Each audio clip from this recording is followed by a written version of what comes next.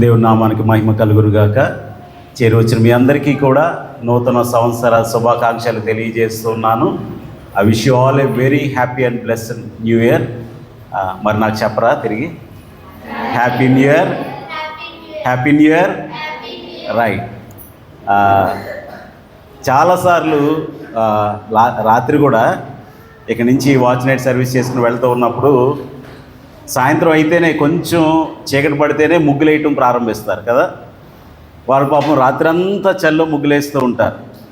అయితే ఎవరి సంతోషం వాళ్ళదనుకోండి, మన సంతోషం మనది. వాళ్ళని విమర్శించడం ఏమి లేదు. కానీ చాలామంది ఏమని రాస్తారంటే గుడ్ బై 2025, వెల్కమ్ 2026 అని రాస్తారు. ఒకవేళ గుడ్ బై చెప్పకపోతే 2025 వెళ్ళదని భయమా? వెల్కమ్ చెప్పకపోతే 26 రాదని అదొక భయమా? గుడ్ బై చెప్పినా చెప్పకపోయినా 25 వెళ్ళిపోతుంది. వెల్కమ్ చెప్పినా చెప్పకపోయినా 26 వచ్చేస్తుంది కదా. దేవుడు తన కార్యాన్ని తాను జరిగించుకుంటూ వెళ్ళిపోతాడు. ప్రకృతి, nature will do it's work. కాబట్టి అది సాగిపోతూనే ఉంటుంది. మనం మారాలి తప్ప క్యాలెండర్ మారినంత మాత్రాన మన జీవితాలు మారవు. అయితే చాలాసార్లు మన జీవితాల్లో ఈ నూతన సంవత్సరం నా జీవితంలో నూతనమైన ఆశీర్వాదాలు రావాలి, నూతనమైన దీవెనలు రావాలి, అంతకు మునుపు ఎన్నడూ లేని గొప్ప మేలులు నేను పొందుకోవాలి, అంతకు మునుపు ఎప్పుడూ నేను చూడని గొప్ప అభివృద్ధిని నేను చూడాలని ఆశపడతాం. అది అందరి హృదయంలో ఉండే ఆశే. కాబట్టి ఆ ఆశ ఉండటంలో తప్పులేదు. అయితే ఈరోజు చాలాసార్లు దేవుని ఆశీర్వాదాలు మనం పొందుకోవాలని అనుకుంటాం కదా. అయితే ఈరోజు మనం చూడబోయే వాక్యం ఏమిటంటే, అసలు దేవుడే నన్ను వెతుక్కుంటూ వచ్చి నన్ను ఆశీర్వదించాలంటే, ఈ సంవత్సరం దేవుడు నిన్ను, నీ కుటుంబాన్ని, నీ పిల్లల్ని వెతుక్కుంటూ వచ్చి నిన్ను ఆశీర్వదించాలంటే మనం ఏం చేయాలి? కేవలం 3 ఉదాహరణలు మీ ముందు ఉంచి నేను ముగించేస్తాను. చూద్దాం. మొదటి రాజుల గ్రంథము 3వ అధ్యాయము 4-5 వచనాలు చదువుదాం. మొదటి రాజుల గ్రంథము 3వ అధ్యాయము 4-5 వచనాలు. గిబియోను ముఖ్యమైన ఉన్నత స్థలమై ఉండెను గనుక బలులు అర్పించుటకై రాజు అక్కడికి పోయి ఆ బలిపీఠం మీద 1000 దహన బలులను అర్పించెను. గిబియోనులో యెహోవా రాత్రివేళ స్వప్నమందు సొలొమోనునకు ప్రత్యక్షమై, నేను నీకు దేనినిచ్చుట నీకు ఇష్టమో దానిని అడుగమని దేవుడు అతనితో సెలవీయగా. మరలా చెప్తూ ఉన్నాను, నేను నీకు ఏది ఇచ్చుట నీకు ఇష్టమో దాన్ని నాకు సెలవిమ్ము, దాన్ని నాకు తెలియచేయము. ప్రార్థన చేసుకుందాం. సర్వోన్నతుడైన తండ్రి, వందనాలు, స్తోత్రాలు. మీ మహాకృపను బట్టి 2026 సంవత్సరంలోనికి మమ్మల్ని నడిపించారు ప్రభు. ఈ సంవత్సరం మా జీవితాలకు ఆశీర్వాదకరంగా ఉండునట్లు ప్రభు నీ మేలులతో మమ్మల్ని నింపి నడిపించి మనం బ్రతిమలాడుకొనిచున్నాం. అయితే ఈ ఆశీర్వాదాలు మేము పొందుకోవాలంటే ఏం చేయాలనే ప్రశ్నతో మేము ఈ వాక్య ధ్యానమును ప్రారంభించి ఉండగా ప్రభువా, దయచేసి నీవే నాతో మాతో మాట్లాడమని, మా హృదయములను సరిచేయమని, వినగలిగే చెవులు, గ్రహించగలిగే మనసు, ఆచరించగలిగే జీవితము, మెటుకు దైవ దీవెనలు పొందుకునే ఉన్నతమైన స్థితి మాకు అనుగ్రహించమని యేసు నామములో స్తుతించి వినయముగా వేడుకొనుచున్నాము తండ్రి. ఆమేన్. రైట్. ఇక్కడ మనం చూసినట్లయితే దేవుడే దిగొచ్చేసాడు. ఎవరి దగ్గరికి? సొలొమోను దగ్గరికి. సొలొమోను దగ్గరికి దేవుడు దిగి రావడం మాత్రమే కాదు, కానీ దేవుడే ఆఫర్ చేస్తున్నాడు. ఏదైనా రెస్టారెంట్కి వెళ్ళామనుకోండి, వాళ్ళు ఏం చెప్తారు? మెనూ తీసుకొచ్చేస్తారు కదా. నేను అనుకుంటాను దేవుడు కూడా ఒక మెనూ పట్టుకుని వచ్చాడు సొలొమోను దగ్గరికి.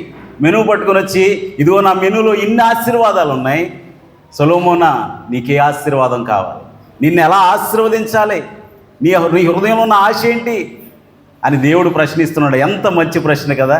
దేవుడు నిన్ను నన్ను అడిగితే కదా, దేవుడు నిన్ను నన్ను అడిగితే మనం ఏం చెప్తాం? అలావుద్దీన్ అద్భుత దీపం అందరికీ తెలిసిందే కదా. ఆ దీపంలోంచి వచ్చిన జీనీని కదా జీని గురించి మనందరం ఆశ్చర్యంగా చదువుతూ ఉంటాం. అన్ని వయసుల వారికి అది ఆశ్చర్యాన్ని కలిగిస్తుంది. కానీ ఇక్కడ నిజంగా జీని కాదు, కానీ సర్వశక్తి గల దేవుడే దిగొచ్చాడు. సొలొమోను దగ్గరికి వెతుక్కుంటూ వచ్చాడు. సొలొమోను నిద్ర లేపాడు. సొలొమోనా, నేను నీకు ఏ ఆశీర్వాదం ఇవ్వాలి? నీ ఏ ఆశీర్వాదం కావాలి? నేను నీకు ఏమి ఇవ్వాలని కోరుకుంటున్నావు? What you desire? What is your desire? What is your prayer point? నీకు ఏం కావాలి అని దేవుడు ఓపెన్ బ్లాంక్ చెక్ సొలొమోను చేతిలో పెడుతూ ఉన్నాడు. అయితే ఇటువంటి ఆశీర్వాదం మన జీవితాల్లో రావాలంటే 3 వ్యక్తులు మీకు చూపిస్తాను. సొలొమోను మాత్రమే కాదు, కానీ సొలొమోను దగ్గర ప్రారంభిద్దాం. సరే, సొలొమోను ఏం చేశాడండి? అతడు చిన్న వయసులోనే ఉన్నాడు. ఆ 3వ అధ్యాయం 3వ వచనం చూస్తే, తన తండ్రి అయిన దావీదు నియమించిన దేవుని శాసనముల చొప్పున సొలొమోను ఏం చేస్తున్నాడు? దేవునిని ప్రేమిస్తూ ఉన్నాడు. దేవునిని ప్రేమిస్తున్నాడు. చూడండి ఆ మాట 3వ వచనం.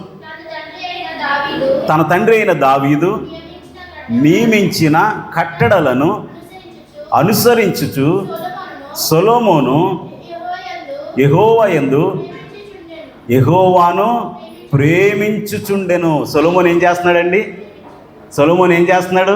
దేవుణ్ణి ప్రేమిస్తూ ఉన్నాడు. దేవుణ్ణి ప్రేమిస్తూ ఉన్నాడు. ఎంతగా ప్రేమిస్తూ ఉన్నాడంటే, ఈ గిబియోన్ అనే పట్టణము ఉన్నతమైన స్థలము. సాధారణంగా ఉన్నతమైన స్థలానికి వెళ్ళాలంటే ఏం చేయాలి? ఎత్తైన స్థలానికి వెళ్ళాలంటే మనం ఏం చేయాలండి? పైకి ఎక్కాలి కదా. పైకి ఎక్కడం చాలా కష్టం కదా. పైకి ఎక్కడం చాలా కష్టం. మామూలుగా మనం జీవించే ఆ సమాంతరమైన ప్రదేశంలో మనం ఉండడానికి ఇష్టపడతాం, కానీ ఆ కొండ ఎక్కాలంటే, పైకి ఎక్కాలంటే చాలా కష్టం. కానీ ఈ సొలొమోను రాజు అయ్యుండి కాలినడకన ఆ గిబియోను పర్వతం మీదకి ఎక్కాడు. జక్కయ్యను కూడా దేవుడు ఎక్కడున్నప్పుడు పిలిచాడు? అందరి మధ్యలో ఉన్నప్పుడు పిలిచాడా? అందరి మధ్యలో ఉన్నప్పుడు పిలిచాడా? చెట్టు ఎక్కినప్పుడే పిలిచాడు. అంటే చెట్టు జక్కయ్య ఎందుకు ఎక్కాడు? యేసు ఎవరో చూడగోరేను. అంటే దేవుణ్ణి చూడాలన్న ఆశ అతని చెట్టు ఎక్కించింది. ఆశగల ప్రాణమును తృప్తిపరిచే దేవుడు జక్కయ్య అక్కడికి వచ్చాడు. అన్ని వేల మంది ఉన్నారు. జక్కయ్య ఏనాడు ప్రభువుని చూడలేదు, ప్రభు ఏనాడు జక్కయ్యని చూడలేదు. కానీ అక్కడికి వచ్చి తలెత్తి చూసి జక్కయ్య అని పిలిచేసరికి జక్కయ్య హృదయం ఎంత సంతోషపడిందో కదా. హోరేబు పర్వతం మీద మోషే గొర్రెలు కాచుకుంటూ ఉన్నాడు. ఆ పర్వతం మీదకి వచ్చి దేవుడు మోషేను పలకరించాడు. మన ఆత్మీయంగా ఉన్నత స్థితిలో ఉంటేనే, అందరికంటే అధికంగా దేవుణ్ణి ప్రేమిస్తేనే దేవుడు నీ దగ్గరికి, నా దగ్గరికి వస్తాడు. దేవుడి దగ్గరికి రావాలంటే, నీ పిల్లల దగ్గరికి రావాలంటే నీవు అందరికంటే అధికంగా ఎవరిని ప్రేమించాలి? సొలొమోను తన దేవుడైన యెహోవాను ప్రేమించెను 3వ వచనంలో. 4వ వచనం కూడా మనం తర్వాత ధ్యానిద్దాం. 5వ వచనం వచ్చేసరికి దేవుడే సొలొమోను దగ్గరికి వచ్చి, సొలొమోనా, నీకేం కావాలి? ఈ సంవత్సరం దేవుడు నిన్ను ఆ ప్రశ్న అడగాలంటే, ఈ సంవత్సరం నీ పిల్లల దేవుడు ఆ ప్రశ్న అడగాలంటే, ఈ సంవత్సరం దేవుడు నీ ఉద్యోగంలో, వ్యాపారంలో, నీ ఆరోగ్య విషయంలో నేను ఏం చేయాలి అని నీ దగ్గరికి దేవుడే వెతుక్కుంటూ రావాలంటే, the only one and thing what we need to do is to love God more than anything in our life. మన జీవితంలో అన్నిటికంటే ఘనంగా, ముఖ్య సంతోషము కంటే ఘనంగా దేవుని మనం ప్రేమించినట్లయితే దేవుడు ఖచ్చితంగా పక్షపాత కాడు. సొలొమోను వెతుక్కుంటూ వచ్చిన దేవుడు నిన్ను వెతుక్కుంటూ వస్తాడు. సొలొమోను రాజు కదా, చుట్టూ చాలా సెక్యూరిటీ ఉంటుంది, డోర్ క్లోజ్ చేసి ఉండుంటుంది, కోటలో ఉండుంటాడు, చాలా ప్రశాంతంగా నిద్రపోతూ ఉండుంటాడు. కానీ దేవుడు వచ్చి సొలొమోనుతో అంటున్నాడు, సొలొమోనా, నీకేం కావాలి? ఈ సంవత్సరం దేవుడు నిన్న ప్రశ్న అడగాలంటే మనం దేవుణ్ణి ప్రేమించాలి. ఎంతగా ప్రేమించాడంటే 4వ వచనం చూడండి. 4వ వచనంలో రాయబడి ఉంది, 1000 దహన బలులను అర్పించాడట. ఎన్ని దహన బలులు అండి? 1000 దహన బలులు. దహన బలి అంటే ఏంటంటే, మామూలు ఏదో దాన్ని మెడ కట్ చేసి పక్కన పడేయటం కాదు, కానీ దాన్ని శుభ్రపరచాలి, సిద్ధం చేయాలి, రాళ్లను పేర్చాలి, దాన్ని సిద్ధపరచాలి, దాన్ని కట్ చేయాల్సిన విధానంలో, ప్రొసీజర్లో కట్ చేయాలి. తర్వాత దాన్ని ఏం చేయాలి? అగ్ని చేత కాల్చాలి. అది సంపూర్ణంగా కాలిన తర్వాత, అప్పుడు సమస్తం బూడిదైన తర్వాత దాన్ని పక్కకు జరిపి అప్పుడు ఇంకొక బలిపీఠాన్ని సిద్ధపరచాలి. ఆ బలిపీఠాన్ని మళ్ళీ శుభ్రపరచాలి, ఆ బలి పశువుని సిద్ధపరచాలి, దానిని సిద్ధం చేసిన తర్వాత దాన్ని కట్ చేయాల్సిన రీతిగా ఖండించాలి, దాన్ని మరలా దహన బలి. పెద్ద ప్రాసెస్ ఉంటుంది. అటువంటి సొలొమోను ఎన్ని చేశాడో తెలుసా? 1000 చేశాడు. చాలామంది అంటూ ఉండొచ్చేమో, ఎందుకు ప్రజల ధనాన్ని ఎంత దుర్వినియోగం చేస్తున్నావు? ఎందుకు ఇవన్నీ? ఎందుకు ఇంత టైం వేస్ట్? ఎందుకు ఇంత డబ్బులు వేస్ట్? ఇవన్నీ ఎందుకు పిచ్చి పనులు? ఒకటిస్తే సరిపోదా? చాలామంది ప్రశ్నించే వాళ్ళు ఉన్నారేమో, చాలామంది విమర్శించే వాళ్ళు ఉన్నారేమో, చాలామంది అర్థం చేసుకొని వాళ్ళు ఉన్నారేమో, కానీ సొలొమోను వాళ్ళు ఎవరినే పట్టించుకోలేదు. ఎందుకో తెలుసా?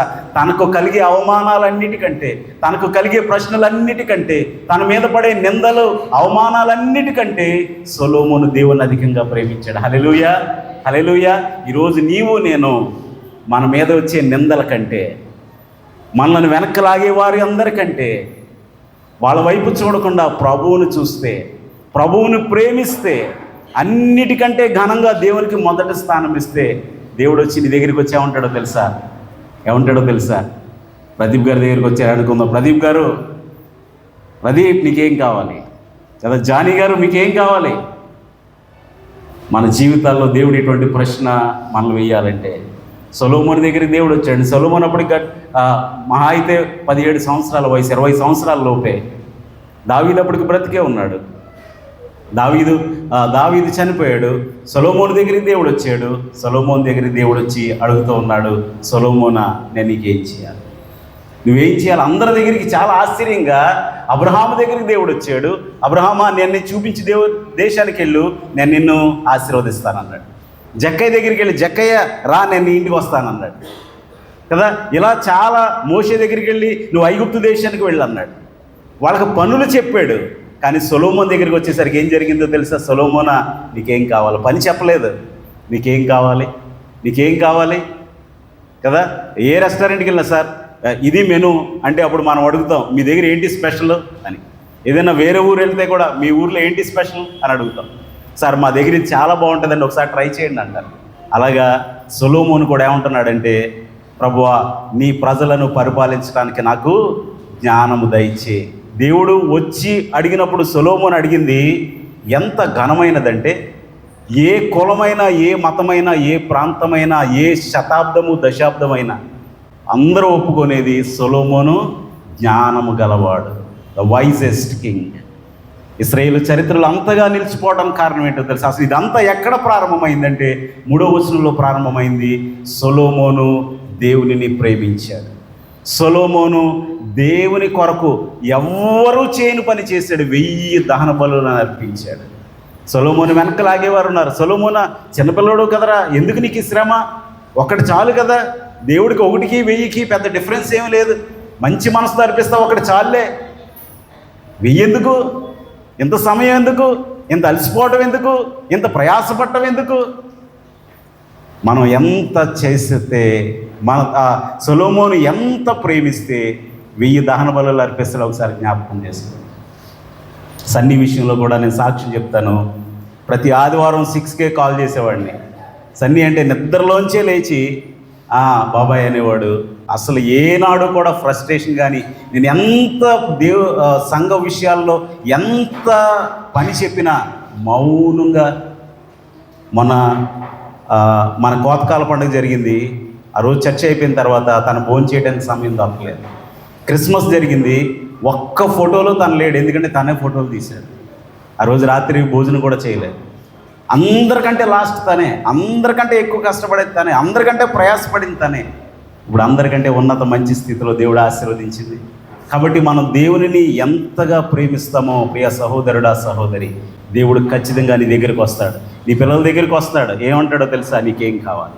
మొట్టమొదటిగా సొలొమోను మనం చూసాం. అందుకనే ఆ మరియా మిక్కిలి విలువ గల అత్తరు అచ్చ జటామాంసి అత్తరు ప్రభు దగ్గర తీసుకొచ్చి ప్రభు పాదముల మీద దానిని పోసింది. ఇల్లంతా కూడా పరిమళంతో నిండిపోయింది. ఎందుకెంత విలువైన దానిని ఆమె అర్పించింది అంటే, దేవుడు అంతగా ఆమెను ప్రేమించాడు. ఆమె దేవుణ్ణి అంతగా ప్రేమించింది. అంత ప్రేమించింది కాబట్టి ద బెస్ట్ వెళ్ళి ఉంటుంది. షాప్కి వెళ్ళి ఉంటుంది. ఈ షాప్లో ఏది అత్యంత బెస్ట్ పర్ఫ్యూమ్ ఏంటి అని అడుగుంటుంది.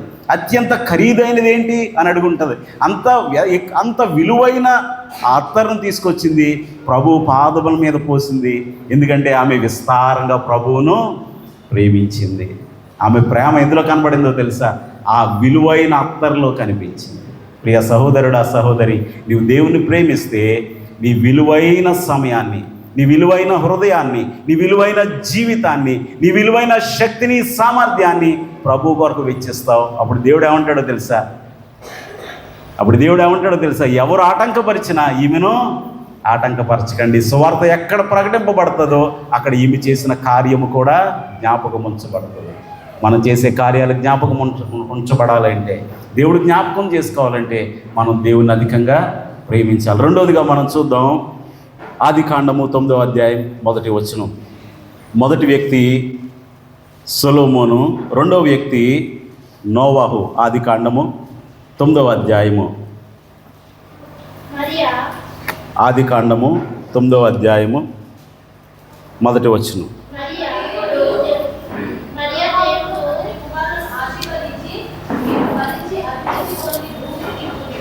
మళ్ళీ చదవండి ఒకసారి. మరియు దేవుడు నోవాహును అతని కుమారులను ఆశీర్వదించి, మీరు ఫలించి అభివృద్ధి పొంది భూమిని నింపుడి. దేవుడు ఎప్పుడు నోవాహు దగ్గరికి వచ్చాడండి? దేవుడు నోవాహు దగ్గరికి ఎప్పుడు వచ్చాడో తెలుసా? నోవాహు 120 సంవత్సరాలు ఓడ కట్టిన తర్వాత, నోవాహు ఆ ఓడలోకి ప్రవేశించిన తర్వాత, ఆ నోవాహు ఆ తుఫాన్ అంతట్లో కూడా ఓడలో ఉన్న తర్వాత, తుఫాను నీరంతా ఇంకిపోయిన తర్వాత, జలప్రళయం అయిపోయిన తర్వాత, అది భూమి మీదకి నోవాహు తిరిగి వచ్చిన తర్వాత, అప్పుడు దేవుడు ఏమంటున్నాడంటే, నోవాహు, I want to bless your family. దేవుడు వచ్చి నోవాహును ఆశీర్వదించాడు. ఎందుకండి అంటే, దేవుడు ఒకనొక రోజున నోవాహు ఈవినింగ్ కాఫీ మరి తన భార్యతో కూర్చున్నాడు. మరి మార్నింగ్ ఎగ్ దోశ వేస్తుంటే, ఆనియన్ దోశ వేస్తుంటే తింటూ కూర్చున్నాడు. దేవుడు వచ్చాడు, వచ్చి అన్నాడు, నోవాహు ఒక ఓడ కట్టరా అన్నాడు. వాడా ప్రభువా? ఎందుకు వాడెందుకు? వాడంటే ఏంటి? వాడంటే నీటిలో వెళ్తుంది. నీటిలో వెళ్ళలేదా? నీటిలో వెళ్ళలేదు నాకెందుకు ప్రభువా? అసలు ఇక్కడ సముద్రం చాలా దూరం ఉంది కదా, అసలు ఎప్పుడు వర్షం కురవలేదు కదా, వాడెందుకు అంటే, లేదు నువ్వు చాలా పెద్ద ఓడ కట్టాలి అని చెప్పి దేవుడు డైమెన్షన్స్ ఇచ్చేసి వెళ్ళిపోయాడు. మీరు నమ్మండి, 120 సంవత్సరాల ఓడను కట్టాడు. ఉప్పల్లో మనకు ఒక ఫ్లైఓవర్ ఉంది ఇక్కడ కూడా కదా. మొన్న ఎవరో వాట్సాప్లో స్టేటస్ పెట్టారు, 2100 అని పెట్టి, ఇప్పుడు 2026 కదా, 2100 అని పెట్టి ఆ ఫ్లైఓవర్ అలాగే ఉంది. ఫ్లైఓవర్ అలానే ఉంటుందంటే 2100 అయినా ఇంకా కన్స్ట్రక్షన్ కంప్లీట్ అవుతుంది.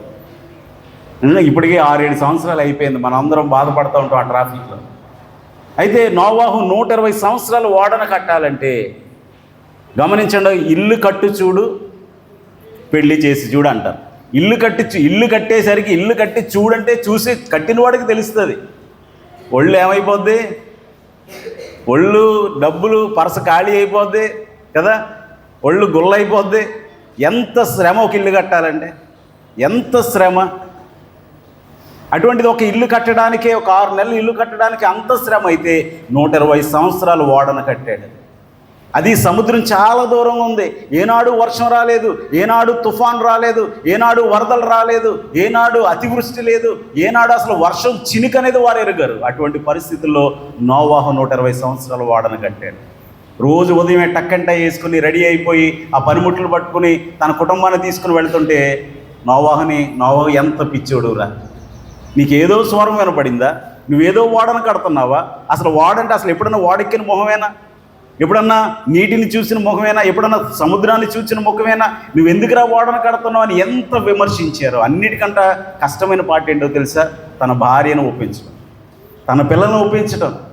తన ఒక్కడే కట్టలేదు కానీ తన 3 కుమారులు, తన 3 కోడళ్ళు, తన భార్య 8 మంది ఓడను కట్టారు. సరే, పిల్లల్ని ఏదో ఒప్పించాడు. ఏదో మా నాయన ఏదో భక్తి గలవాడు కదా, అప్పుడప్పుడు దేవుడు కనపడతాడులే, అది నిజమే. చిన్నప్పటి నుంచి మా డాడీ చాలా స్టోరీలు చెప్పాడు. ఆ స్టోరీలు వింటా పెరిగారు కాబట్టి వాళ్ళు నమ్మొచ్చు. కోడళ్ళు ఎలా నమ్ముతారు? ఎవరైనా నమ్ముతారు కానండి, కోడళ్ళు నమ్మరు. అల్లుళ్ళు అసలే నమ్మరు కదా. అస్సలు మీ నాయన చెప్పినట్టు, మీ అమ్మ చెప్పినట్టు నేనెందుకు వినాలి? మీ అమ్మ ఏం చదువుకుందో నేనేం చదువుకున్నా కదా. అల్లుడు కూడా అసలు వాళ్ళకి ట్విట్టర్ తెలుసా, లింక్డ్ఇన్ తెలుసా, వాట్సాప్ తెలుసా, టెక్నాలజీ తెలుసా? మీ అమ్మ నాయన చెప్పినట్టు నేను ఎందుకు వినాలి? అల్లుడైతే ఇంకా అసలు అల్లుడైతే అసలు నేను 2007-8 సంవత్సరాల్లో కాలేజీలో పనిచేస్తూ ఉన్నప్పుడు ఆయన పేరు కూడా దిలీపే. ఆయనది విజయవాడ. ఆయనకి అప్పటికి పెళ్ళి అయింది. ఆయన ఒకసారి అన్న నా పెళ్ళి ఫిక్స్ అయిందని చెప్తే ఆయన ఏమన్నాడంటే, తమ్ముడు నువ్వు చాలా జాగ్రత్తగా మెయింటైన్ చేయాలి అత్తవారి ఇంటి దగ్గర అని చెప్పాడు. నాకు ఒక సలహా చెప్పాడు. ఏంటి తెలుసా, నాకు పెళ్ళి 5 సంవత్సరాలు అయింది, ఇక్కడే ఈసీఎల్ దగ్గర ఉంటాడు. నాకు పెళ్ళి 5 సంవత్సరాలు అయింది, ఏనాడు కూడా మా అత్తగారు నా ముందు కూర్చోలేదు తెలుసా. నేను అలా మెయింటైన్ చేస్తాను. మా అత్తగారి ఇంటికి వెళ్తే ఆవిడ వస్తే నిలబడాల్సిందే, నేను ఎంతసేపు ఉన్నా నిలబడాల్సిందే. నా ముందుకు ఒకవేళ కూర్చోవాలంటే వేరే రూమ్కి వెళ్ళి కూర్చోవాలి, కానీ నా ముందు కూర్చోవడానికి వీల్లేదు. నువ్వు కూడా అలా మెయింటైన్ చేయ తమ్ముడు అన్నాడు. అవునా, ఎలా మెయింటైన్ చేయాలా అనుకున్నా.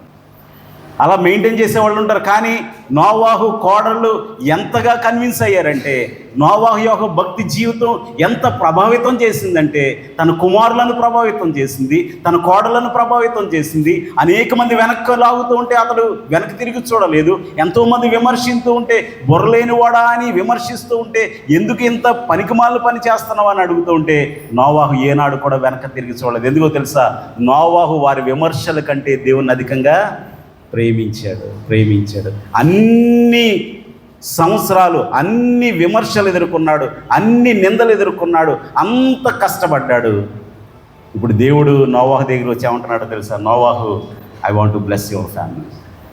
ఈ సంవత్సరం దేవుడు నీ దగ్గరికి వచ్చి నీ తలుపు తట్టి నీ సోఫాలో కూర్చుని, మీ ఫ్రంట్ రూమ్లో కూర్చుని నీ కుటుంబాన్ని నేను దీవించాలనుకుంటున్నానని చెప్పాలంటే, నోవాహు కష్టపడినట్లు, నోవాహు విధేయత చూపినట్లు, నోవాహు దేవుని ప్రేమించినట్లు, నోవాహు దేవుని ఆజ్ఞకు లోబడినట్లు నీవు నేను లోబడితే అప్పుడు దేవుడు ఏం చేస్తాడో తెలుసా, దేవుడే వెతుక్కుంటూ వస్తాడు. గూగుల్ లొకేషన్ పెట్టుకొని వస్తాడు అవసరం అయితే. దేవుడు లొకేషన్ మొన్నే ఎవరో వాట్సాప్ స్టేటస్ పెట్టారు, ఏదో స్టేట్లోనంట జార్ఖండ్లో లొకేషన్ పెట్టుకుని కాలువలోకి వెళ్ళిపోయిందంట లారీ.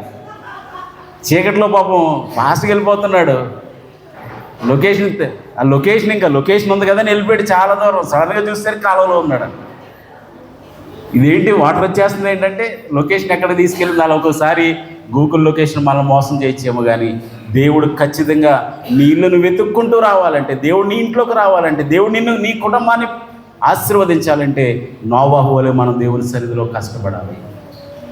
దేవుని సన్నిధిలో కష్టపడకుండా, దేవునికి ఇవ్వకుండా చాలామంది ఏమంటారో తెలుసా, కనీసం పరిశుద్ధ గ్రంథం పట్టుకొని దేవుని సన్నిధికి రావడానికి సిగ్గుపడతారండి. ఎంత విచారం. ఒక భక్తుడు అంటాడు, ఈ వాక్యాన్ని నేను మోస్తున్నాను, ఈ వాక్యం నన్ను మోస్తుంది. ఈ వాక్యానికి మించిన గ్రంథం ఈ భూమి మీద లేదు. ఎంత పరిశుద్ధమైన, సత్యమైన, నిత్యమైన వాక్యం, ఎంత అద్భుతమైన వాక్యం అండి. చాలామంది ఏమంటారు, లోతు అని లోతు మీద పడతారు కదా. సింపుల్గా చెప్పాలంటే, బస్సులో పొగ త్రాగరాదు అని రాయటం కరెక్టా తప్ప? కరెక్టా రాంగా? కరెక్టే కదా. ఇందులో కూడా అంతే, అలా తప్పు చేయొద్దురా అని రాసింది. బస్సులో పొగ త్రాగరాదని రాయటం ఎంత సహజమో, లోతు చేసిన పాపం అలా చేయకూడదు అని రాయటం కూడా అంతే సహజం. కాబట్టి మన గ్రంథం పరిశుద్ధ గ్రంథం, నిత్య గ్రంథం, సత్య గ్రంథం. ఈ గ్రంథానికి మించింది ఏది ఈ లోకంలో లేదు. ప్రియ సహోదరుడా, సహోదరి, నోవాహు దేవుణ్ణి ప్రేమించాడు. తను క్రిటిసైజ్ చేయబడుతూ ఉన్నప్పుడు, తన కుమారులు కూడా తనను నమ్మనప్పుడు అతడు కన్విన్స్ చేశాడు. తన పిల్లల్ని దేవుని సన్నిధికి తీసుకొచ్చాడు. దేవుని పనిలో నిమగ్నం చేశాడు. ఒకవేళ మనం మాత్రమే కాదు, మన పిల్లలు కూడా దేవుని పనిలో నిమగ్నం చేస్తే దేవుడు ఈ సంవత్సరం నీ ఇంటికి వస్తాడు. దేవుడు ఈ సంవత్సరం ఖచ్చితంగా నీ ఇంటికి వస్తాడు. దేవుడు చెప్పిన పని చేస్తే, దేవుని ఆజ్ఞకు లోబడితే. వాళ్ళు ఏదో అంటున్నారు, వీళ్ళు ఏదో అనుకుంటున్నారు, వాళ్ళు ఏదో అనుకుంటారు, వీళ్ళు ఏదో అనుకుంటారు. ఎవరో చేయింది నోవాహు అనుకున్నాడు, ఎవరో చేయింది నేనెందుకు చేయాలి ప్రభువా? ఎవరికి లేని పని నాకెందుకు ఇచ్చావు ప్రభువా? అది 1 నెల, 2 నెలల, 12 నెలల, 120 సంవత్సరాలు ఏంటి ప్రభు ఇది? 120 సంవత్సరాల ఏంటి నా జీవితం? ఇంకా నాకు వేరే పని లేదా అని అనలేదు. నోవాహు దేవునికి లోబడ్డాడు. ప్రియ సహోదరుడా, సహోదరి, ఈ సంవత్సరం దేవుడు నిన్ను దీవించాలంటే, నీ ఇంటికి రావాలంటే, నీ ఇంటికి వచ్చి నిన్ను ఆశీర్వదిస్తున్నానని నీతో చెప్పాలంటే, ఇదిగో నోవాహు వలే. ఒకసారి మరి నోవాహు పరిస్థితి ఎలా ఉందో తెలియదు, కానీ ఒకసారి ఒక రాజ్యంలో ఒక వ్యక్తి తప్పు చేశాడని జైల్లో వేశారు. జైల్లో వేస్తే అతడు శిక్ష తప్పించుకోవడానికి ఇంకా చంపేసే రోజు దగ్గరికి వచ్చేసరికి రాజుగారితో నేను మనవి చేసుకోవాలి, నన్ను రాజుగారి దగ్గర తీసుకెళ్ళండి అన్నాడు. ఎప్పుడు కూడా ఇదేంటి రాజుగారి దగ్గర తీసుకెళ్తే శిక్ష వేస్తుంది రాజుగారే కదా అంటే, రాజుగారి దగ్గర తీసుకెళ్ళంటే మొత్తానికి చెప్పారు రాజుగారికి, అయ్యా మీరు శిక్ష వేశారు, వాడి శిక్ష రోజు దగ్గరికి వచ్చేసింది, వాడేమో మిమ్మల్ని చూడాలంటున్నారు, మీతో ఏదో రహస్యం చెప్తాడంట. అంటే రహస్యమా? ఏ రహస్యమో అనుకుని పిలిచాడు.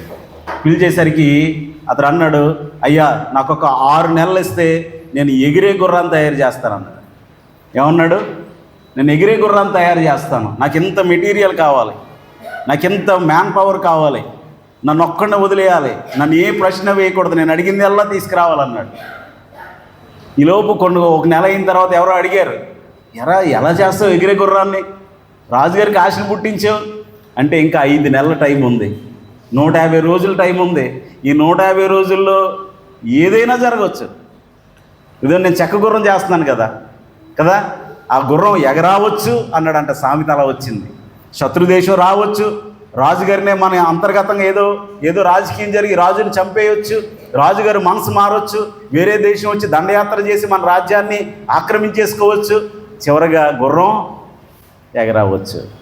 కాబట్టి అటువంటి లాజిక్స్ ఏమి నోవాహు వాడలేదు. కానీ నోవాహు దేవుడు చెప్పింది నమ్మాడు. మనం ఈ సంవత్సరం దేవుని చెప్పింది నమ్మితే, అది మనుషుల జ్ఞానానికి అందకపోయినా, మన మేధస్సుకు మించిన దేవునిని మనం నమ్మినట్లయితే, దేవునికి లోబడినట్లయితే, కుటుంబ సమేతంగా దేవుని సన్నిధిలో ప్రయాసపడినట్లయితే ఖచ్చితంగా మన గుర్రం ఎగురుతుంది. ఖచ్చితంగా మన గుర్రం ఎగురుతుంది ఖచ్చితంగా. ఎందుకంటే దేవుడు ఎగురుతుందంటే ఖచ్చితంగా గుర్రం ఎగురుతుందని మనం అనుకోవచ్చేమో. కానీ మన పరిస్థితులు ఎంత జటిలంగా ఉన్నా, ఎంత ఇబ్బందికరంగా ఉన్నా, చుట్టూ ఉన్నవారు మనల్ని ఏమనుకున్నా కానీ వారందరూ బయట ఉన్నారు. నోవాహు ఆ జలప్రళయం జరుగుతున్నప్పుడు కింగ్ జేమ్స్ వర్షన్లో రాయబడి ఉంది, Noah coming to the ark అంటాడు దేవుడు. నోవా ఓడలోనికి వెళ్ళాడు. Noah coming to the ark అంటే దేవుడు ఎక్కడ ఉన్నాడు? ఓడలో ఉన్నాడు. నోవాహు ఓడలోకి వచ్చాడు, ఓడ తలుపు మూయబడింది. అందరూ మునిగిపోతూ ఉంటే నోవాహు మాత్రం ఆ జలప్రళయంలో పైకి. ప్రియ సహోదరుడా, సహోదరి, ప్రపంచం అంతా మునిగిపోతున్న సమయంలో నీ కుటుంబం క్షేమంగా ఉండాలంటే, సంరక్షించబడాలంటే, ఆశీర్వాదకరంగా ఉండాలంటే నువ్వు దేవుని సన్నిధిలో ప్రయాసపడాలి. 3వ వ్యక్తిని కూడా మీకు చూపించి ముగించేస్తాను. ఆదికాండములోనే 22వ అధ్యాయం 18వ వచనం. ఆదికాండము 22వ అధ్యాయము 18వ వచనం. మరియు నీవు నా మాట వినినందున భూలోకములోని జనములన్నీ నీ సంతానము వలన ఆశీర్వదించబడును. ఇక్కడ మనకు అబ్రహాం కనబడుతూ ఉన్నాడు. అబ్రహాం ఒక రోజు దేవుడు వచ్చాడు. అబ్రహాంతో ఏమన్నాడంటే, అబ్రహాము నీవు ప్రేమించు కుమారుని. దేవుని మాటలు ఒకసారి ఎంత ఆశ్చర్యంగా ఉంటాయంటే, ఇస్సాకుని తీసుకొచ్చి బలి అని సింపుల్గా చెప్పలేదు. నీవు ప్రేమించు నీ కుమారుణ్ణి, నీ ఒక్కడై ఉన్న నీ కుమారుణ్ణి స్ట్రెస్ చేసి చెప్తున్నాడు దేవుడు. అబ్రహాము నాన్న అనే పిలుపు కోసం 100 సంవత్సరాలు వెయిట్ చేశాడు. 100 సంవత్సరాలు వెయిట్ చేసి ఆ పిలుపు వింటున్నాడో లేదో, ఓ 10-15 సంవత్సరాలు అయ్యిందో లేదో, ఆ పిలుపు ఇంకా సంపూర్ణంగా ఆస్వాదించాడో లేదో, ఈలోపు అంటున్నాడు నీకు నాన్న అనే పిలుపును దూరం చేస్తాను అని చెప్తున్నాడు ఇండైరెక్ట్గా. ఆశ్చర్యం అనిపిస్తుంది. దేవుడు ఏమన్నాడో తెలుసా? మోరియా పర్వత శ్రేణి దగ్గరికి వెళ్ళు, నేను చూపింపబో పర్వతములలో ఒకదాని మీద నేను చూపిస్తాను, ఏ పర్వతం మీదకి ఎక్కాలి ఆ పర్వతం మీదకి ఎక్కన్నాడు. ఆ పర్వతం దగ్గరికి వెళ్ళాడు. 3 రోజులు ప్రయాణం చేశాడు. దూరంగా పర్వతాలు కనిపిస్తున్నాయి. అప్పుడు దేవుడిని అడిగాడు, ప్రభు ఏ పర్వతం ఎక్కడంటే దేవుడు ఒక పర్వతం చూపించాడు. ఆ పర్వతం దగ్గరికి వెళ్ళారు. అక్కడ వరకు పనివారు కూడా తోడుగా ఉన్నారు. అక్కడ ఓన్లీ ఇస్సాకు, అబ్రహాం ఉన్నారు. అప్పుడు ఇస్సాకు అడుగుతున్నాడు నాయనా అని అనేసరికి నేను అనుకుంటాను ఇదే చివరి పిలుపు, నాయన అని పిలిచే చివరి పిలుపు. ఇంక ఈ తర్వాత పిలవడానికి ఇస్సాకు ఉండడు. ఎందుకంటే నేను ఇస్సాకు ఏం చేయబోతున్నాను? బలి ఇవ్వబోతూ ఉన్నాను కదా. ఒకసారి గమనించండి, చాలామంది ఇక అదే ఆఖరి సమయం అనుకోండి, చివరి మాటలు, ఆ మాటలు ఎంత గుర్తుంటాయి, ఎంత బాధను కలిగిస్తాయి. అబ్రహాము కూడా పర్వతం దగ్గర ఉన్నాడు, ఎక్కబోతూ ఉన్నాడు. నాయన దహన బలి అర్పించడానికి కట్టెలు ఉన్నాయి, దహన బలి అర్పించడానికి కత్తి ఉంది, దహన బలి అర్పించడానికి అగ్ని ఉంది, కానీ దహన బలి పశువేది నాయన అని అడిగినప్పుడు అబ్రహాం హృదయం ఎంత ఇబ్బంది పడి ఉంటుంది. కానీ అబ్రహాము దేవుని దగ్గరికి పైకి వెళ్ళాడు, తన కుమారుడిని బంధించాడు. ఇస్సాకు కూడా అర్థమైపోయింది దహన బలి, దేవుడు నా తండ్రి దహన బలి అర్పిస్తున్నాడని. ఇస్సాకు కూడా లోబడ్డాడు. అర్పించడానికి సిద్ధపడిపోయాడు. అప్పుడు కొమ్ములు తగులుకొనిన పొట్టేలు దేవుడు చూపించాడు. అదంతా అయిపోయిన తర్వాత అబ్రహాము దగ్గరికి ఎవరు వచ్చారండి? దేవుడే దిగొచ్చి ఏమంటున్నాడో తెలుసా? నిన్ను బట్టి నీ సంతానము ఆశీర్వదింపబడుతుంది. ప్రియ సహోదరుడు, ఆ సహోదరి, అబ్రహాము దగ్గరికి దేవుడే దిగొచ్చాడు. దేవుడు దిగొచ్చి ఏమంటున్నాడో తెలుసా? నిన్ను బట్టి, నీ విశ్వాసాన్ని బట్టి, నీ భక్తిని బట్టి, నీ ప్రార్థనను బట్టి, నీ విధేయతను బట్టి నేను నీ పిల్లలను ఆశీర్వదిస్తాను. ప్రియ సహోదరుడు, ఆ సహోదరి, ఒకవేళ నీ పిల్లల జీవితంలో ఆశీర్వాదాన్ని చూడాలనుకుంటున్నావా? ఈ సంవత్సరం నీ పిల్లల జీవితాల్లో మేలు చూడాలనుకుంటున్నావా? ఈ సంవత్సరం నీ పిల్లలు ఘనమైన కార్యాలు సాధించాలని ఆశపడుతూ ఉన్నావా? ఇదిగో దేవునికి లోబడాలి, దేవునికి లోబడాలి. దేవునికి చెప్పినట్లు మనం చేయాలి. అది మనకు కష్టమైన ముఖ్య సంతోషము కంటే దేవునిని అధికంగా మనం ప్రేమించాలి. అందుకనే దేవుడు ఏమంటున్నాడో తెలుసా? నీవు ప్రేమించు నీ కుమారుణ్ణి. ఎవరండి? నీవు ప్రేమించు నీ కుమారుని, ఒక్కగానొక్క కుమారుని తీసుకొచ్చి నాకు బలిగా అర్పించు. అబ్రహాము 22వ అధ్యాయం 3వ వచనంలో రాయబడి ఉంటుంది, తెల్లవారినప్పుడు అబ్రహాము లేచి, రాత్రి చెప్పాడు, ఏ టైం చెప్పాడో నోట్ చేయబడలేదు. రాత్రి స్వప్నమందు దేవుడు చెప్పాడు, తెల్లవారినప్పుడు అబ్రహాము నిద్రలేచి. నేను అనుకుంటాను తర్వాత మళ్ళీ అబ్రహాంకి నిద్ర పట్టి ఉండదు. ఎందుకో తెలుసా? తన కుమారుడి దగ్గరికి వెళ్ళి ఉంటాడు. తన కుమారుడు అలా నిద్రపోతున్నప్పుడు పక్కనే కూర్చుని మౌనంగా తన కుమారుని స్వరూపాన్ని చూసుకుంటూ ఉంటుంటాడు. ఇదిగో నా కుమారుని ఇంకా కొన్ని గంటలు మాత్రమే నా కుమారుని స్వరూపం నాకు కనబడుతుంది. అయ్యో, శారా స్వరూపం వచ్చింది, ఎంత అందంగా ఉన్నాడు, ఎంత చక్కగా ఉన్నాడు. కానీ నాయన మనసులో అనుకుని ఉంటాడు, తన ఇస్సాకు పడుకుని ఉండే ఇస్సాకు పక్కన మంచం పక్కన కూర్చుని, అయ్యో నాయన మనసులో అనుకుని ఉంటాడు, నా కుమారుడా, దేవుడు నిన్ను బలి అడిగాడు, నేను ఇచ్చేస్తాను. ఈ విషయం నీకు అర్థమైనా అర్థం అవ్వకపోయినా, ఈ విషయం నీకు తెలిసినా తెలియకపోయినా, ఇదిగో దేవుడు నన్ను ఇచ్చాడు, నేను దేవునికి ఎదురు చెప్పలేను. ఇంకా అబ్రహాము నిద్ర పట్టి ఉండదు. ఇస్సాకు దగ్గరికి వెళ్ళి ఉంటాడు. ఇస్సాకు పక్కన కూర్చుని ఆ స్వరూపాన్ని చూసి ఎంత బాధపడ్డాడో. ఇవన్నీ ఆలోచిస్తూ ఉంటే అబ్రహామును ఎవరు చూశారో తెలుసా? దేవుడు చూశాడు. అబ్రహాము దగ్గరికి ఎవరు వచ్చారో తెలుసా? దేవుడు దిగి వచ్చాడు. అక్కడ కొమ్ములు తగిన పొట్టేలను ఎవరు సిద్ధపరిచారో తెలుసా? దేవుడే సిద్ధపరిచాడు. కొమ్ములు తగులుకొనిన పొట్టేలు. ఆ మాట ఎంత చక్కగా రాయబడిందంటే, పొట్టేలు పొదలో ఇరుక్కుందని రాయొచ్చు కదా. కొమ్ములు తగులుకొనిన పొట్టేలు అంటే దేవుడు ఒక పొట్టేలు ఏర్పాటు చేశాడు. ఆ పొట్టేలు కొమ్ములు కూడా ఎలా ఉండాలి? కొమ్ములు తిరిగిన పొట్టేలు అయి ఉండాలి. ఎందుకంటే ఇరుక్కోవాలి కదా పొదలో. అంటే ఆ పొట్టేలు పుట్టినప్పుడే దేవుడు ఏం చేశాడో తెలుసా? దాని కొమ్ములను డిజైన్ చేశాడు. ఆ దేవుడు ఆ మొరియా పర్వతం మీద ఆ పొద ఎవరు సిద్ధం చేశారు? దేవుడే సిద్ధం చేశాడు. కాబట్టి ఆ పొద ఎక్కడుందో, ఆ కొమ్ములు తగులుకున్న పొట్టేలు ఎలా ఎక్కిందో, ఎప్పుడు ఎక్కిందో, అబ్రహాం ఈ వైపు నుంచి ఎక్కుతుంటే పొట్టేలు ఆ వైపు నుంచి ఎక్కిందేమో. దేవుని ఏర్పాటు ఎంత ఆశ్చర్యం. అబ్రహాం అన్నాడు, యెహోవా ఈరే. ప్రియ సహోదరుడా, సహోదరి, నీ జీవితంలో యెహోవా ఈరేగా ఉండాలంటే, నీకు కావలసిన ప్రతి అవసరమును దేవుడు తీర్చాలంటే, నిన్ను బట్టి నీ సంతానాన్ని ఆశీర్వదించాలంటే, అబ్రహాము వలె మనం దేవునిని ప్రేమించాలి. 2 వచనాలు మీకు చూపించి నేను ముగించేస్తాను. మనందరికీ తెలిసిన మాట, దేవునిని ప్రేమించు వారికి, అనగా ఆయన సంకల్పము చొప్పున పిలువబడిన వారికి మేలు కలుగుటకై సమస్తమును సమకూడి జరుగుచున్నవని ఎరుగుదుము. ఇంకో మాట మీకు చూపిస్తాను. న్యాయాధిపతుల గ్రంథం 5వ అధ్యాయం 31వ వచనంలో ఒక మాట రాయబడింది. చూడండి, కనాను రాజైన యాబీనును దెబోరా సంహరించినప్పుడు బారాకు, అబీనోయము కుమారుడైన బారాకు, అదేవిధంగా దెబోరా కనాను రాజును సంహరించినప్పుడు 5వ అధ్యాయం 31వ వచనంలో 2వ భాగంలో రాయబడి ఉంటుంది, ఆయనను ప్రేమించువారు, ఎంత చక్కగా ఉంటుందంటే ఈ మాట, ఆయనను ప్రేమించువారు బలముతో ఉదయించు సూర్యుని వలె ఉంటారు. సూర్యుడు ఎలా ఉదయిస్తాడో తెలుసండి? ఉదయం 5:30, 6 ఆ టైం మాత్రం కొంచెం ఎంత చక్కగా, ఎంత అందంగా కనిపిస్తుంది. ఇంకా సమయం గడిచే కొద్దీ మన మానవ నేత్రము సూర్యుడిని చూడలేదు. ఎంత బలంగా, ఉధృతంగా, ఎంత శక్తివంతంగా సూర్యుడు ఉదయిస్తాడు. ఆ వెలుగుని కాసేపు అయిన తర్వాత మనం ఏ వ్యక్తి, ఏ నరుడు కూడా చూడలేడు. అంత బలంతో సూర్యుడు ఉదయిస్తాడు. అంటే సమయం గడిచే కొద్దీ మనం వెలుగు తీర్చిరెళ్ళాలంటే సమయం గడిచే కొద్దీ మన జీవితం ఆశీర్వాదకరంగా మారాలంటే, మనం బలముతో ఉదయించే సూర్యుని వలె ఉండాలంటే మనం ఏం చేయాలో తెలుసా? దేవునిని ప్రేమించాలి. సొలొమోను దేవుని ప్రేమించాడు. దేవుడే సొలొమోను దగ్గరికి వచ్చి, సొలొమోనా నీకేం కావాలని అడిగాడు.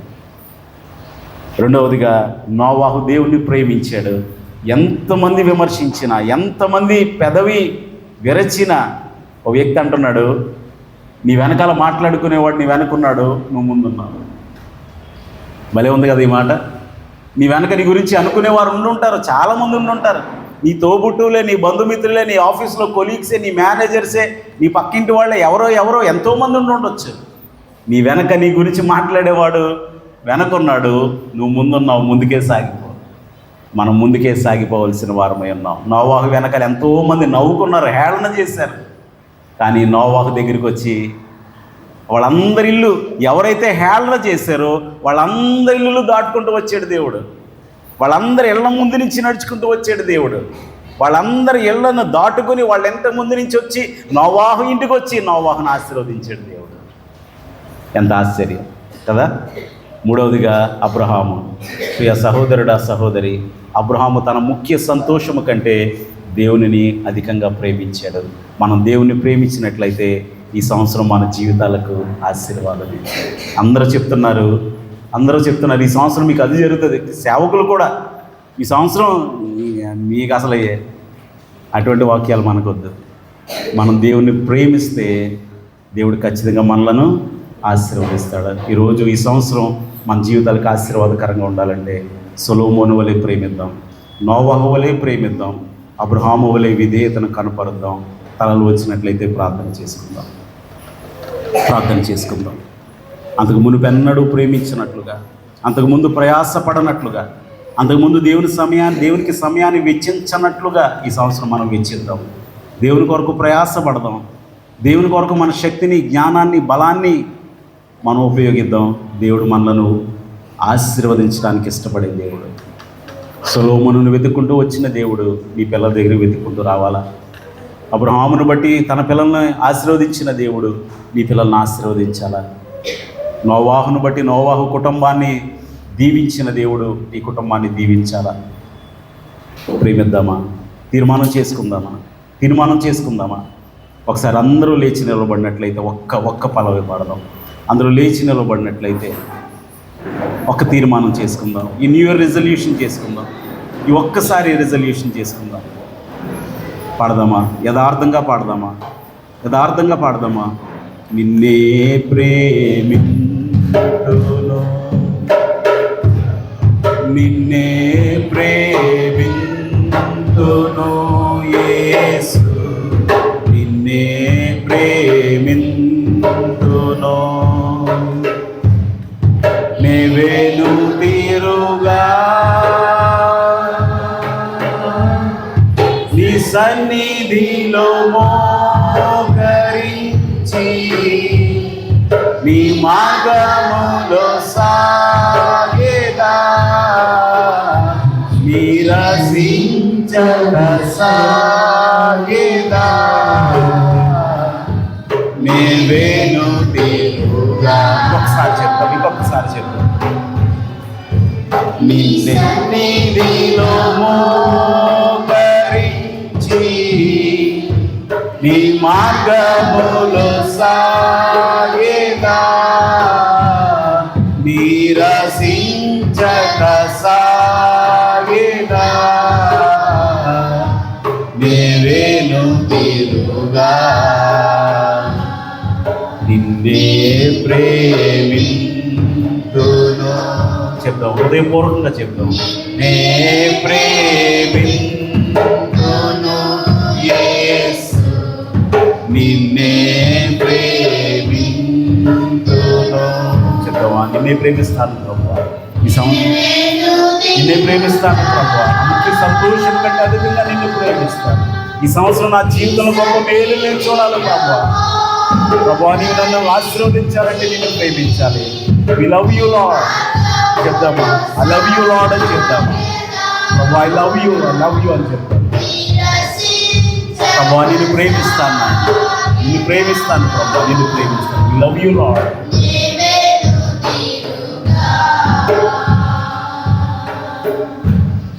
నేవేను తీరుగా. ప్రార్థన చేసుకుందాం. సర్వోన్నతుడును సర్వశక్తివంతుడు అయిన మా ప్రియ పరలోకపు తండ్రి, జీవము గల దేవ, ఇన్ని సంవత్సరాల ఆశీర్వాదాల వెనక మేము పరుగు పెట్టాలని అనుకున్నాము, కానీ ప్రభువా, మేము నిన్ను ప్రేమిస్తే ఆశీర్వాదాలే మా వెనక పరిగిడి వస్తాయని, నీవే మమ్మలను వెతుక్కుంటూ వచ్చి ఆశీర్వదిస్తావని, సొలొమోను ఉదంతము ద్వారా, ప్రభువా, నోవాహు జీవితం ద్వారా, ప్రభువా, మొరియా పర్వతం మీద అబ్రహామును చూచుట ద్వారా మేము నేర్చుకున్నాం. అవును ప్రభువా, మేము నిన్ను ప్రేమించడం మాత్రమే మేము చేయగలం. నిన్ను ప్రేమించి ప్రభువా, నీ నుండి ఘనమైన గొప్ప ఆశీర్వాదాలు పొందుకోవడానికి కృప చూపించండి. మేము మాత్రమే కాదు నాయన, మా పరిచర్యలు ఆశీర్వదింపబడాలి, మా పిల్లలు ఆశీర్వదింపబడాలి, మా ఉద్యోగం ఆశీర్వదింపబడాలి, మా శరీరాలు బాగుపడాలి, మా ఆర్థిక పరిస్థితులు కుదుటపడాలి, మా సంబంధ బాంధవ్యాలు సంతోషముతో సమాధానముతో నింపబడాలి. వీటన్నిటికీ ఒకటే ప్రభువా, నిన్ను ప్రేమించాలి. నోవాహు వలె నీకు లోబడే ప్రేమించే మనసు, అబ్రహాము వలె నీకు విధేయత చూపించి ప్రేమించే మనసు, సొలొమోను వలె నిన్ను ఘనపరిచి ప్రేమించే మనసు మాలో ప్రతి ఒక్కరికి అనుగ్రహించమని, వీటికి సంవత్సరం నిన్ను ప్రేమించి బలముతో ఉదయించే సూర్యుని వలె మేమందరము బ్రతుకుటకు కృప చూపుమని యేసు నామములో స్తుతించి వినయముగా వేడుకొనుచున్నాము తండ్రి. ఆమేన్. ఆమేన్.